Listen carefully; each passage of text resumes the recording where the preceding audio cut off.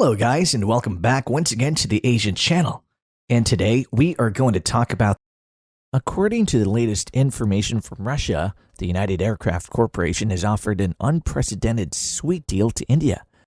If India is indeed interested of the SU-57, or at least considering it, then this is the best offer they could get from Russia. UAC has offered transfer and full control of the SU-57 source code and also includes local production. A source code is basically the heart and core of the aircraft.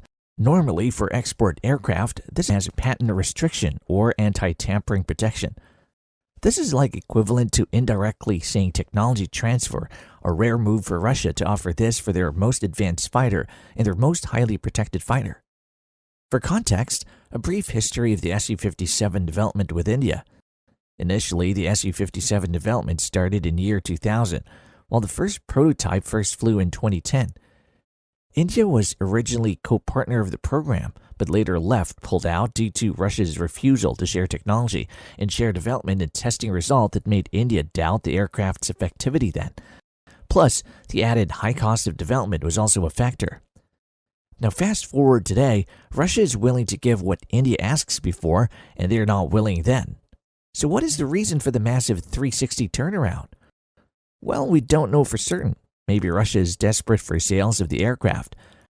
But it's unlikely the only factor since they already secured the first foreign order of the aircraft from Algeria.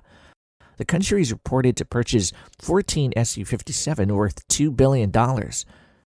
So if that is not the case, then maybe Russia really trusts and loves India. India is one of their closest and best allies. India is also one of the few countries they truly rely as partner. Because the West is trying to isolate Russia after their invasion of Ukraine by pressuring and threatening them with sanctions. The United States has also been making moves lately to get close with India and try to pry them out from Russian influence. Trump even offered the F-35 to India, and probably this scared Russia that they might lose one of the best allies and close friends. The source code of the aircraft is the core of the fighter jet's avionics. This would ensure India full autonomy, not only in operating the aircraft, but also in modifying the aircraft's avionics and integrating new or any weapon system developed both by India or other third parties without getting approval from Russia first. Again, this is not surprising that Russia would make a move to offer the SU-57 to India after the country has declined it in the past, because this comes after the shock of a few Indian jets were shot down, including the very capable Rafale jet from France by the Chinese J-10CE operated by Pakistan. So there is some slight doubt in India today about the Rafale's capability, and the Russians are trying to capitalize on it. There's also a massive drive in India right now to improve the capabilities of their aircraft to avoid such losses again in the future. So right now, there are interest in India again about the SU-57 stealth fighter, which has somewhat proven in itself in Ukraine, even though it has limited roles on their air operation for now due to its small numbers. Yet it showed success when it was tested on long-range, standoff, air-to-air, and air-to-ground strikes while remaining safe and stealthy at long distance. It was even tasked a few times to strike Ukrainian air defense. This type of tasks is very ideal to Indian operation, and that's how they really want to use their combat aircrafts. So there is interest for the SU-57 or the F-35 right now in India after a massive threat again has emerged from Pakistan.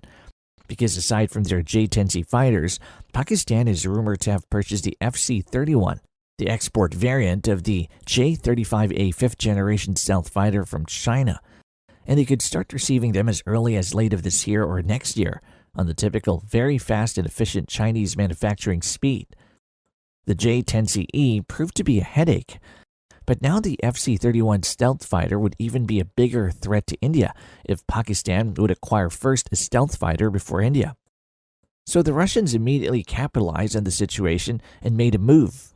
But of course expect the United States to pressure and threaten India against this matter and persuade them not to go through.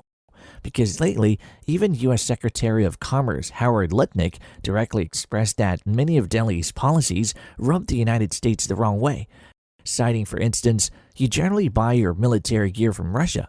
That's a way to kind of get under the skin of the Americans if you're going to buy your armaments from Russia. That is as direct as you can get to express displeasure. A full source code access and allowing them to incorporate any system they like with full authority is just similar to the SU-30 MKI technology transfer and local production that India and Russia previously agreed. So for comparison, the J-20 and the F-35 is over 10 million lines of software code. That makes them highly integrated to their country's whole defense network system.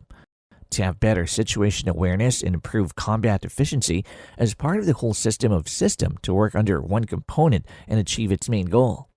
Of course, the SU-57's network is far simpler and less complex since they don't operate like the American and Chinese system.